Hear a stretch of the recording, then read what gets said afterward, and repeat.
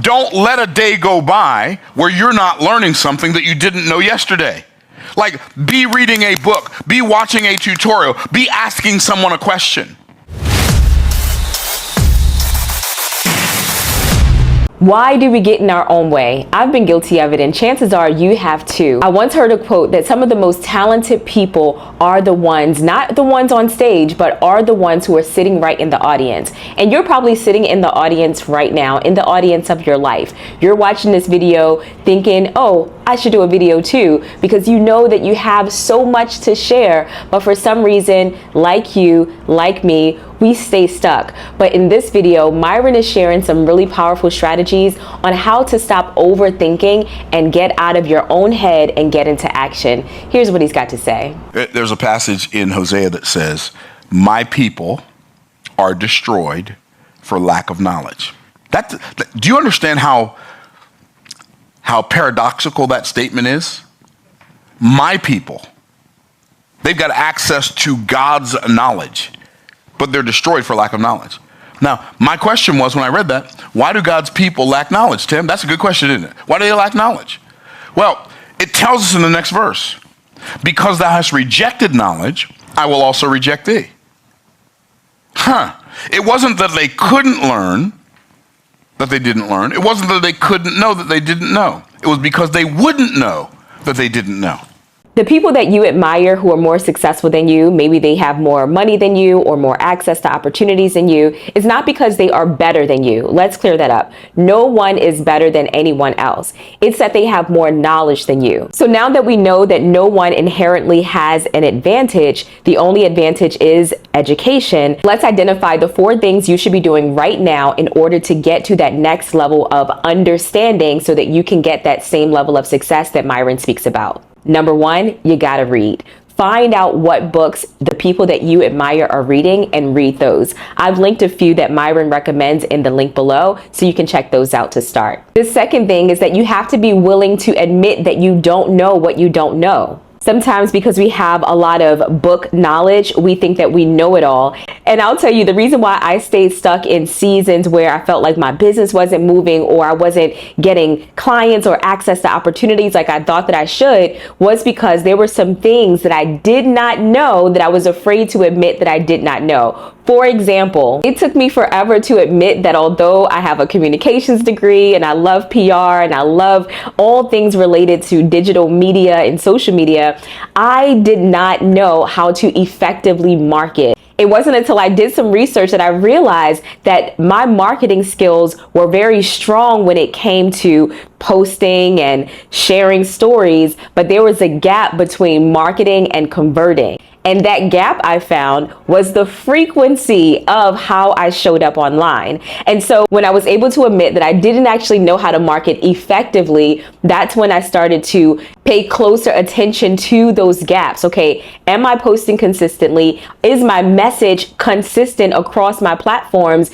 And am I doing it frequently enough to be able to convert? When those factors were put into that formula, then I became more effective in not just communicating what my offers were, but also marketing them so that people actually converted. Number 3, you've got to be willing to stick in it long enough. I know sometimes we get stuck in this messy middle where we're in between the starting phase and the phase of success. And that messy middle makes us think that it's not going to work, that we should stop and do something else, that nobody likes what we have to offer. But in reality, your next level of success comes at you sticking to what it is that God put in your heart. Myron quoted this scripture from the Bible that says, my people perish for lack of knowledge.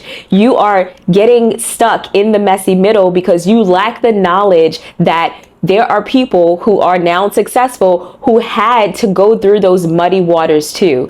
And because you see them at their end, you're comparing their end with your beginning, and that's causing you to stay stuck, thinking that you need to stop and start something new. But the reality of it is, the more you watch documentaries, the more you read biographies, you'll realize that, hey, this happens to everybody at some point in their entrepreneurial journey. And number 4, you've got to be willing to get accountability. We as business owners, we can't do everything and be everything to ourselves and to other people. You've got to admit, hey, I need someone to check on me on a weekly basis, or I need a friend to just hold me accountable to the goals that I said that I would achieve. When you have the knowledge and the foresight to know that you will easily get drawn back with your emotions, oh, I don't feel like this today, or I don't feel like sending out the email today. If you are susceptible to those things, like we all are, then guess what? You're going to need some accountability for you to reach that next level of success that you desire. Some of you've been outsmarting yourself because you know the things you should do, but you're not doing them because you don't feel like it. And you don't even know how to make yourself feel like it.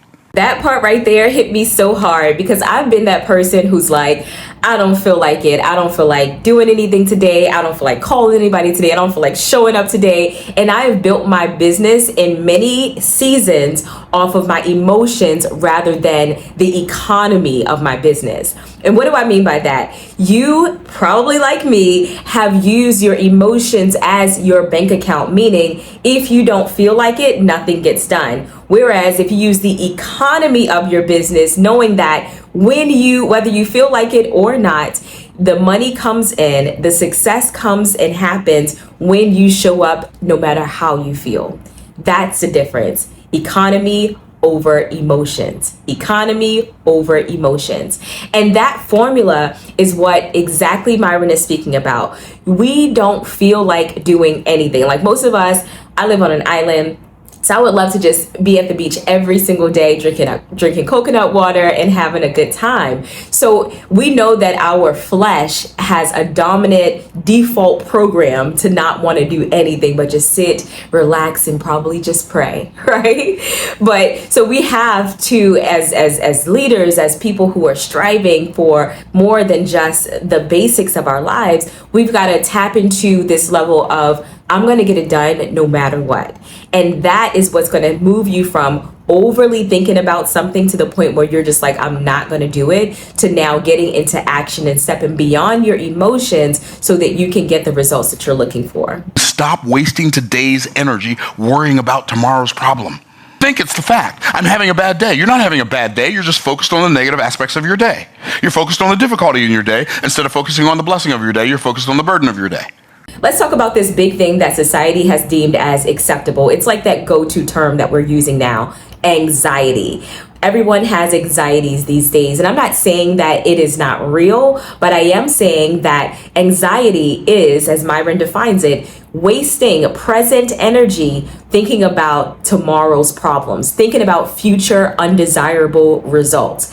And we all at some point have faced anxiety. And I believe that more people are tricking themselves out of their business success, not because the devil's up to some crazy tactic, but I think it's our use and acceptance of words that we should be rejecting. And instead we are accepting because society has deemed that they are okay. And this goes back to my whole concept of building your business from emotions or economies, is that emotions will always cause you to do what your flesh wants, right? The scripture says, my spirit is willing, but my flesh is weak, right? We have the susceptibility to do things that make us feel good. And when you're not getting responses from posting online, or no one's returning your phone calls after you have sent out messages and emails, guess what? That does not feel good. And the ability for you to move beyond that feeling to say, you know what, I'm gonna still send out my content anyway, I'm gonna still post anyway, that is what's going to help you unlock your door. No one has all wins. There are some L's, but remember, in business, there's no such thing as a bad L. No losses. You're learning or you're leveling up. So don't get caught up on what's not working. Get caught up on the possibility of what can work. Stop thinking that you're smart and start being a student again. Because I'm smart enough to know this. There's somebody smarter than me, and I'm smart enough to know there's always something new I can learn. So let me know in the chat, how are you going to use this next season to stop overthinking and get into action? We talked about those 4 ways. Read more. Admit that you don't know what you don't know. Find out what those success journeys of other people look like so that you can be confident in your own. And number 4, get accountability, because you don't have to go through this journey alone. I'm Chantel, and I believe that you are created for more. And if you agree with me, type it in the chat. I am created for more, and I am ready to get out of my own head and get into action. I'll see you in the next video.